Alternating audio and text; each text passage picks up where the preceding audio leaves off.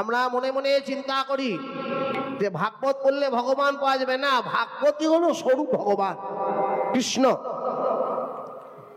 গোবর্ধন হলো ভগবানের স্বরূপ ভগবান। কারণ আপনারা জানেন, সকলেই জানেন যে শালগ্রাম শিলা আর গোবর্ধনের পাথরের মধ্যে কোনো ফারাক নেই। শালগ্রাম শিলা আর গোবর্ধনের যে পাথর কোনো পার্থক্য নেই, জানেন তো। বরং খুব ভালো করে যদি বিচার করা হয় তাহলে শালগ্রামের চাইতে গোবর্ধনের পাথর আরো গুরুত্বপূর্ণ। কেন না, গোবর্ধনের পাথরও ভগবানের স্বরূপ। ওই পাথরকে পূজা করলে ভগবানকে পূজা করা হয়। ওই জন্য ভক্তরা একটা করে পাথর নিয়ে আসার চেষ্টা করে, গোবর্ধনের একটা করে পাথর। কিন্তু শালগ্রাম সবাই পুজো করতে পারে না, সবাই শালগ্রামের সেবা করতে পারে না। কেন পারে না? না, মায়েরা কিন্তু শালগ্রাম সেবা পুজো করতে পারে না। তার একটি বিশাল কারণও রয়েছে। কেন মায়েরা শালগ্রাম শিলা পুজো করতে পারে না? আমার কথা নয়, শাস্ত্রের বিধান। হরিভক্তি বিলাসও আছে, নাম চিন্তামণি তো আছে, একদম রাধারমণ দেব সুন্দর বর্ণনা করেছেন। একটা বেশ্যা বারবণিতা বহু পুরুষ সঙ্গ করা নারী, সেও ভগবানকে পেয়েছে, তার গল্প আছে। শুধু পতিব্রতা হলে ভজনের যে পথ, একটা পথ যদি কেউ অবলম্বন করতে পারে, একটা কেউ, তাহলে সে কিন্তু ভগবানকে পায়। এমন একজন নারী ছিল যার নাম গণ্ডকী। এই গণ্ডকী বলে মেয়েটা, মায়েরা শুনবেন মন দিয়ে, একটাও কিন্তু কম গুরুত্বপূর্ণ, প্রত্যেকটি গুরুত্বপূর্ণ কথা। অন্য মনস্ক হলে কিন্তু বুঝতে পারবেন না। এই গণ্ডকী অপরূপা সুন্দরী, এত সুন্দরী, এত সুন্দর তার লাবণ্য, এত রং, এত তার ছটা, চুম্বকের মতন পুরুষরা তার কাছে আসত। সে ছিলেন বারবণিতা, প্রত্যেকদিন একাধিক পুরুষকে সঙ্গ করত। কিন্তু ভগবানের কেমন কৃপা, একদিন ওই পথ দিয়ে একটি মহাজন মহান্ত সাধু বাবা, সে সাধু বাবাটা কেউ নয়, স্বয়ং বিশ্বামিত্র মুনি পেরিয়ে যাচ্ছেন। এই সাধু বাবা তার বাড়িতে গেছে, সাধু ভক্ত মহান্ত তো জানে না যে কে বারবণিতা আর কে চরিত্রবান। তাদের কাছে সবাই সমান। বলে না, বিদ্যা বিনয় সম্পনে ব্রাহ্মণে ব্যবস্থিতি শুনে জৈব সোপাকে সা পণ্ডিতা সমাদর্শিনা। তার কাছে কোনো ভেদ নেই, কে ব্রাহ্মণ, কে চণ্ডাল, কে শূদ্র, কে মুচি, কে মেথর। যে সাধু বাবা গেছে, মা আমায় কিছু ভিক্ষা দাও। মেয়েটি কাঁদতে কাঁদতে বললে, বাবা আজ পর্যন্ত আমার দরজারে কোনো সাধু আসে না, কোনো মহান্ত আসে না, আমি বারবণিতা। আহা, আমাকে কৃপা হবে না? কে বলেছে হবে না? সাধু সঙ্গ যখন করেছ, শ্রদ্ধা যখন তোমার হয়েছে, যাও, তোমার কৃষ্ণ কৃপা হবে। সাধু বাক্য তো লঙ্ঘন হয় না, গুরু বাক্য সাধু বাক্য কোনোদিন লঙ্ঘন হবে না।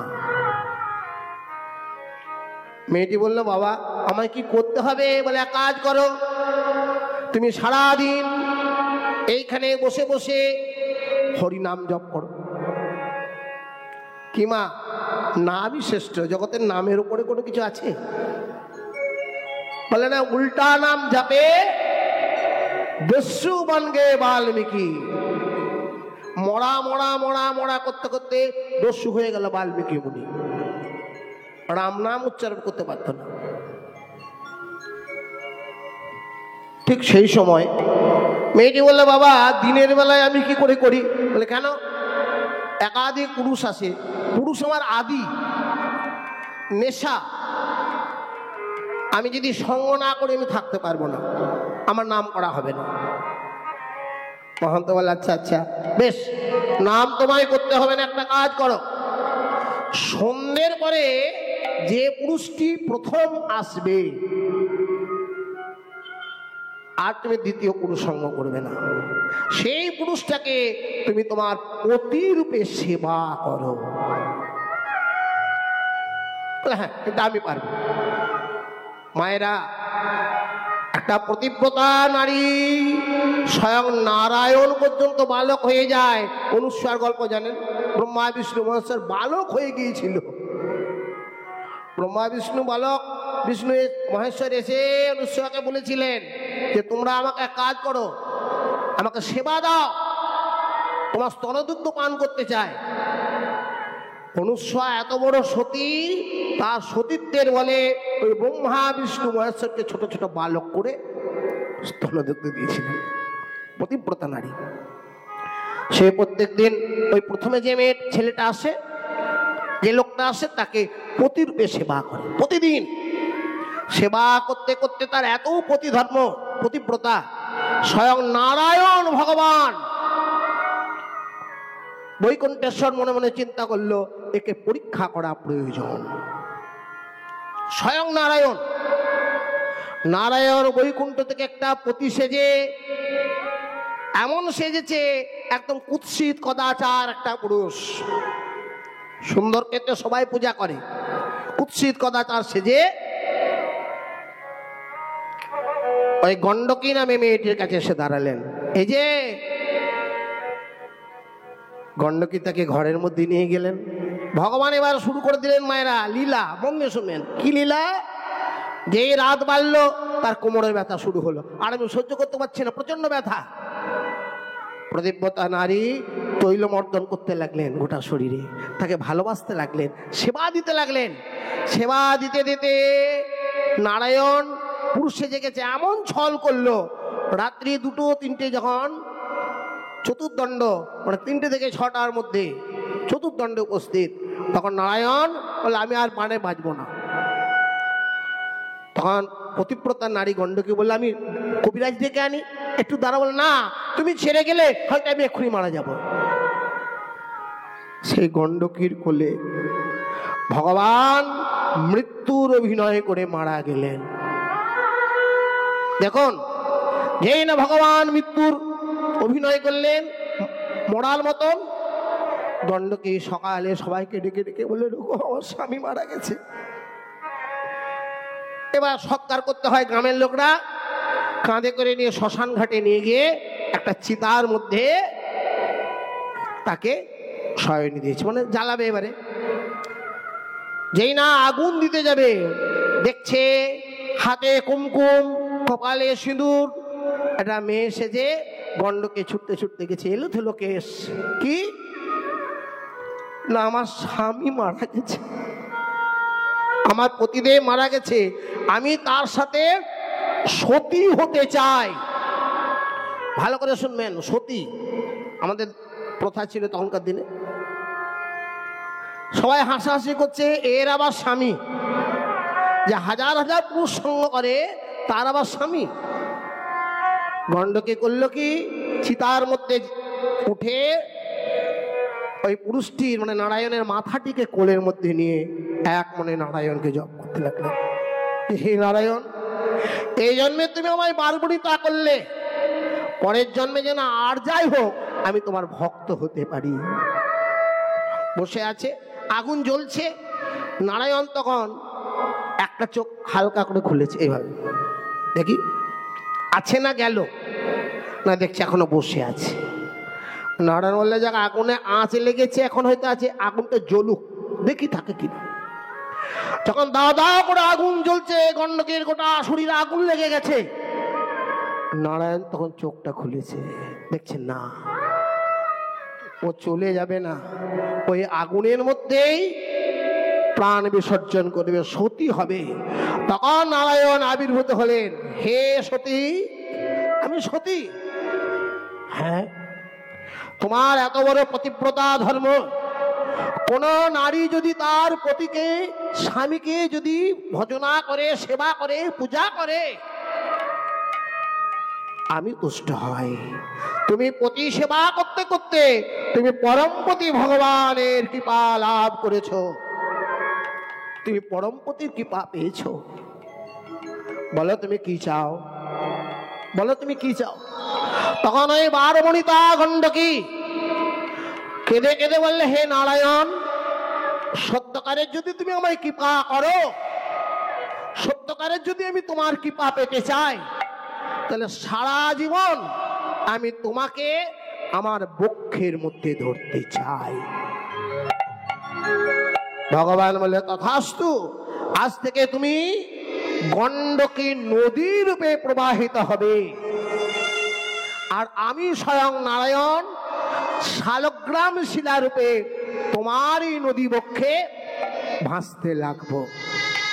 যে পুণ্যবান ভক্ত ওই শালগ্রাম শিলা আনবে, তারাই আমার কৃপা করুণা লাভ করবে। মায়েরা বুঝতে পারলেন ব্যাপারটা? একটা বারবণিতা গণ্ডকী যে একাধিক পুরুষ সঙ্গ করেছে শুধু পতিব্রতা ধর্মের জন্য, সে আজকে নারায়ণের কৃপা পেল, সে গণ্ডকী নদীতে পরিণত হলো, আর স্বয়ং ভগবান নারায়ণ সেই বক্ষে বিরাজ করে। সেই জন্য গণ্ডকীর অভিশাপ আছে যে কোনো নারী শালগ্রাম শিলা পূজা করতে পারে না। এসো এসো নবদ্বীপ রাই, ওই দিন জনে ডাকছে তোমায়। এসো এসো নবদ্বীপ দিন জনে ডাকছে তোমায়। এসো এসো নবদ্বীপ দিন জনে ডাকছে তোমায়। মায়েরা, এই যে তত্ত্বটি কেমন ভালো লেগেছে? যে সিদ্ধান্তটি দিলাম আপনাদের, যে কেন শালগ্রাম শিলা নারীরা সেবা করতে পারে না, কিন্তু ওই গিরিগোবর্ধনের পাথর সবাই সেবা পূজা করতে পারে। এই জন্য বলা হয় যে গিরিগোবর্ধনের পাথর শালগ্রামের চাইতেও শ্রেষ্ঠ মানা হয়। আমি ভব ঘুরে ঘুরে ঘুরে আচ্ছন্ন মোহমায়া, হবে ঘুরে ঘুরে আচ্ছন্ন মোহমায়ায়, দিন জানে রাত সে নবদ্বীপ নাই, দিন জানে রাত সে তোমার। এসো এসো নবদ্বীপ নাই, দিন জানে ডাকিছে সবাই। সংকীর্তনেশ্বর তুমি নদে সুধা তুমি সংকীর্তনের স্বর, তুমি নদীর সোধাত। এবার বিতরি করুণা সুধা রক্ষ চরাচর, এবার বিতরি করুণা সুধা লক্ষ্য চরাচর। ও তুমি বিনে এদের দিনে অন্ধকার মায়া সম, আবার তুমি বিনে তাই হলো বিনে অন্ধকার সমুদয়, দিন জানে রাত সে তোমার। এসো এসো নবদ্বীপ রাই, দিন জানে রাত সে তোমার। নবদ্বীপ রাই, দিন জানে ডাকিছে সবাই। যারা কীর্তন শুনে জানেন যে কীর্তনে শুধু গৌরহরি একা এলে হয় না, সঙ্গে তার ভক্তদের আনতে হয়। পঞ্চতত্ত্ব, নিতাই, অদ্বৈত, গদাধর, শিবাস, এগুলো না এলে তো হয় না। কোথায় নিতাই গুণধর, কোথায় প্রাণে গদাধর, কোথায় নিতাই গুণধর, কোথায় প্রাণে গদাধর। কোথায় নিতাই গুণধর, কোথায় প্রাণে গুণধর। এবার মায়েরা, তাহলে কোথায় নিতাই গুণধর, প্রাণ গদাধর, দুটো হলো।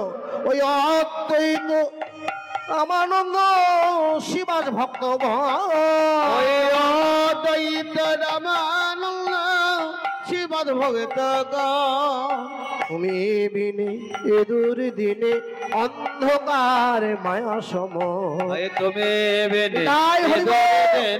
অন্ধকার মায়েরা সমুদ্র এবার লয়ে কোলে কৌতূহলে গৌরে সগোতরা আমি লয়ে কলে কত হলে এসো গো উত্তরাই দিন জনে ডাকছে তোমায় হরি হরি এসো এসো নবদ্বীপুর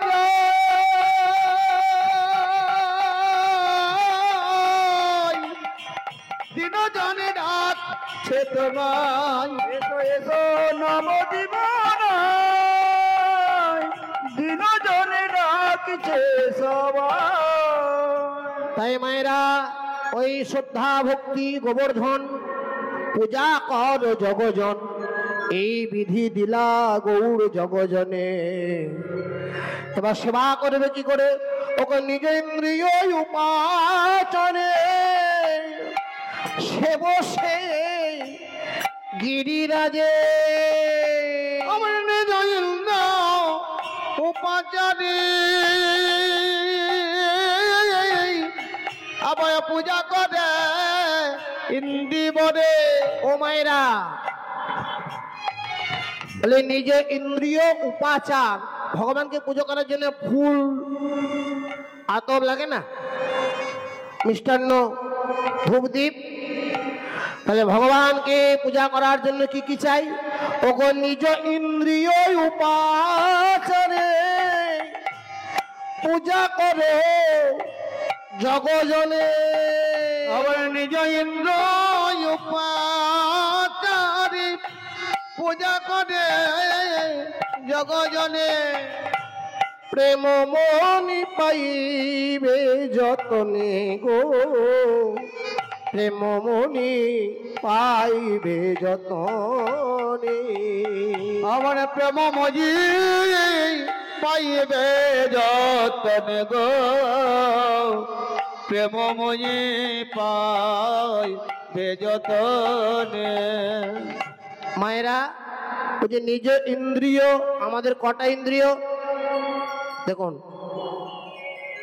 চক্ষু কর্ণ নাসিকা জিহ্বা ত্বক বাইরে আর ভেতরে হলো মুখ পানি মানে হাত মুখ পানি পায়ু পদ উপস্থা এই 10 ইন্দ্রিয়কে দিয়ে ভগবানের সেবা বাহ্যিক জগতের ফলমূল দিয়ে নয় সবাই তো বাহ্যিক জগতের পূজা করে কিন্তু ভগবানের সেবা করতে হবে কলিকালে কিভাবে শুধু ইন্দ্রিয়গুলিকে দিয়ে আমার গৌর ভজন গৌর পূজন গৌর সেবা একবার ব্রজের গোপীরা মায়েরা এই যে ইন্দ্রিয় দিয়ে পূজা খুব সুন্দর একটি পদাবলী রয়েছে ব্রজ গোপীরা এসে গোবিন্দকে বললে আমরা তোমাকে পুজো করতে চাই বলে আমরা তোমাকে পুজো করতে চাই গোবিন্দ বললে তোমরা আমাকে পুজো করবে ব্রজ গোপীরা কখনো গোবিন্দকে পূজা করে প্রেম করে তাহলে আমাকে তোমরা কেমন পুজো করবে পুজিতে নব নটরাজে আমরা যত সখী গণে পুজিতে নব নটরাজে আমরা যত সখী গণে পুজব রাঙা চরণ আশা ছিল মনে মনে বুঝব রাঙা চরণ আশা ছিল মনে মনে বুঝিতে নব নটরাজে আমরা যত সখী গণে বুঝব রাঙা চরণ আশা ছিল মনে মনে এই যে পুজিতে নব নটরাজে আমরা যত সখী ব্রজগোপীরা এসেছে বলে আমরা সেবা করতে চাই আমাকে যে পুজো করবে তোমরা তা আমাকে পূজা করার জন্য যেগুলো দ্রব্য আছে তোমাদের একটা ঘট চাই একটা ঘটে আমের শাখা চাই দুটি কলা গাছ চাই মন্দিরে দুটি কলা গাছ দিতে হয় তো এগুলো কই তোমাদের বলে হে গোবিন্দ সবই আছে বলে কি কি কই বলে আমাদের এই হৃদয় হলো মন্দির আর এই হৃদয় রূপী মন্দিরে আমরা তোমাকে পূজা করতে চায়। ঘট কোথায়? স্তনভার যজ্ঞের ঘট রোপণ করেছি বক্ষে। স্তন ভারি জগের ঘট ধারণ করেছি বক্ষে। স্তনভার যজ্ঞের ঘট ধারণ করেছি বক্ষে। স্তন ভারি জগের ঘট ধারণ করেছি বক্ষে। মায়েরা, তাহলে আমাদের হৃদয়ের যে দুটি স্তন, এই স্তন দুটি হলো ঘট, যজ্ঞের ঘট। আর স্তনের উপরে যে একটা বৃন্ত আছে, ওই বৃন্তে 5খানা ছিদ্র আছে। এই হলো 5টি আমের শাখা। শান্তদাস শোক বাৎসল্য মধুর গীত গোবিন্দ আছে না বর্ণনা? প্রতিশোকসারে গতমভিসারে মদন মনোহর বেশাং নকরুণিতম মন গমন বিলম্বন মনুষ্যরতং হৃদয়সং ধীর সমীরে যমুনা তীরে বসতি বন মনমালী পীন পয়োধর পরিসর মর্দন চঞ্চল করে যুগশালী। গীত গোবিন্দের বর্ণনা। তাহলে রাধারানীর বক্ষ, ব্রজকবিদের বক্ষে যে স্তন দুটি, এই দুটি হলো যজ্ঞের ঘট। আর স্তনের যে বৃন্ত 5খানা, এই বৃন্ত হলো আমের শাখা। মন দিয়ে শুনুন। গোবিন্দ বলে আমের শাখা পেলাম, কলা গাছ কই? কলা গাছ আছে। উরুদুরু কদলি বৃক্ষ রোপণ করেছি কক্ষে। কদলি বৃক্ষ রোপণ করেছি কক্ষে। পুজিতে নব নটরাজে আমরা যত সখীগণে। পুজব রাঙা চরণ আশা ছিল মনে মনে। পুজিতে নব নটরাজে। উরুদিরু কদলি বৃক্ষ, আমাদের এই যে উরু দুটি মানে জানু, এই দুটি হলো কলা গাছ। তাহলে আমাদের যজ্ঞের ঘট হলো, আমাদের কলা গাছ হলো, আমাদের হৃদয় মন্দির হলো। আচ্ছা, তোমরা যে আমায় পূজা করবে, ভালো করে দেখুন মায়েরা, তো তোমাদের ধূপ দ্বীপ কই? ধূপ দ্বীপ না থাকলে পূজা হয়? হে গোবিন্দ, আমাদের ধূপও আছে, আমাদের দীপও আছে। অধর সুধা দীপ রাশি, হাস্য শোধা ধূপ রাশি। অধর শোধা দীপ রাশি, হাস্য শোধা দীপ রাশি। অধর সুধা দীপ রাশি, হাস্য সুধা ধূপ রাশি। সদা ধূপ রাশি, অধর সদা দীপ রাশি। হাস্য সদা ধূপ রাশি, অধর সদা দীপ রাশি। মায়েরা, তাহলে অধর সুধা, আমাদের অধরের যে সুধা, এইটি হলো ধূপ। আর আমাদের হাসি, আচ্ছা বলো তো শ্যাম, জগতে আমাদের হাসিতে আলো আছে? তাই আমাদের হাসিটা হলো আলো, আলোময় দ্বীপ। আর আমাদের নৈবেদ্য কই? নিবেদন করব মোরা জীবন যৌবন ধনে। নিবেদন করব মোরা জীবন যৌবন ধনে। পুজিতে নব নটরাজে আমরা যত সখীগণে। পুজব রাঙা চরণ আশা ছিল মনে মনে। পুজিতে নব নটরাজে। মায়েরা দেখবেন ঠাকুর মশাই পুজো করার একটা নৈবেদ্য দেয়, আতপ দেয়, দেখবেন থাকে। তার মধ্যে একটু কলা দিল, একটু বাতাসে দেয়, ওগুলো দেখবেন ছিটায়। ওং স্বস্তিনেন্দ্র ওং বিদ্যসভা, ওইটা হলো নৈবেদ্য। ব্রজকবিরা বললো আমাদের নৈবেদ্য কি যেন? জীবন যৌবন ধন কুল যা ছিল সব হে গোবিন্দ বলে সব তোমায় দিয়ে দেবো। ভালো যজ্ঞ করলে, আচ্ছা আমাকে পুজো যে করবে, ওই পুজো করার জন্য তোমরা যাগ যজ্ঞ করবে না? আগুনে ঘি পোড়াতে হয়, বলে হ্যাঁ আমরা তাও করব। হোম হাম করিব শেষে মানবিমান সবই ভুলে। হোমে হর করিব শেষে মানে অভিমান ভুলে গিয়ে। হার করিব শেষে মানে অভিমান ভুলে গিয়ে। আমাদের মান অভিমান যা ছিল সব অভিমান ভুলে গিয়ে ওই আগুনে পুড়িয়ে দিয়ে হে গোবিন্দ তোমার বলে আমরা তোমার হব। আচ্ছা, যোগ্য হওয়ার পরে মায়েরা একদম দেখো মাথাতে ফোঁটা নেই না, দেখবেন ওই যজ্ঞের ওই তিলকটা সবাই কপালে নেই। বলে তোমরা কি কপালে তিলক নেবে? আমরাও কপালে তিলক নেবো। সে তিলকটা কি জানো? কলঙ্ক যোগের ফোঁটা আপনি পড়িব ভালে, পগের ফোটায় আনন্দে পরিব ভালে, বুঝিতে না বরাজে আমরা যত সখী গণে বুঝব রাঙা চরণ আশা ছিল মনে মনে, বুঝিতে না বনটরাজে। কৃষ্ণ কলঙ্কের যোগ্য ফোঁটা আমাদের কপালে যে তিলকটা নিয়েছি এটা তো কলঙ্কের যোগ্য ফোঁটা আমরা ধারণ করবো। গোবিন্দ বললে যজ্ঞ করলে, হোম করলে বলিদান করবে না? মা, আপনাদের এখানে হয়তো বলিদানটা প্রথা এতটা প্রচলন নেই। দক্ষিণেশ্বরে কালী মন্দিরে, কালীঘাটে, বীরভূমের তারাপীঠে দেখবেন ছাগ বলিদান হয় পুজোর শেষে। তাই ব্রজগোপীরা বলছে হে গোবিন্দ আমরাও বলিদান দেব। একটা নয়, আমরা কটা বলিদান দেব দেখো। কি? সররিপু দেব বলি কৃষ্ণ তোমার হলাম বলে, হরে হরে পদেব বলি কৃষ্ণ তোমার হলাম বলে, হরে পদেব বলি কৃষ্ণ তোমার হলাম বলে। আমাদের যদি কামনা বাসনা 6টা রিপু, এই 6টা রিপুকে জন্মের মতন তোমার চরণে বলিদান দিয়ে দেবো, আমাদের কোনো কামনা থাকবে না। বাহ, তাহলে বলিদান করলে। আচ্ছা, আমাকে যে পুজো করলে এই মন্ত্রটা কি তোমাদের? তোমাদের কি মন্ত্রে আমায় পূজা করবে? মা, ভগবানের পুজো তো এমনি মন্ত্রে হয় না। কাম নামে তে লাও দীক্ষা, কাম গায়ত্রী করো শিক্ষা। হরে হরে কামে তেল দীক্ষা, কামে গায়তে করো শিক্ষা। খুব ভালো করে মন দিয়ে শুনবেন, এটি গুরুত্বপূর্ণ তথ্য আপনাদেরকে বলি। আপনার জীবনে দুঃখ, আপনার জীবনে কষ্ট, আপনার জীবনে যন্ত্রণা, আপনার সমস্ত ভালোই চলছিল, কেন এগুলো হয়?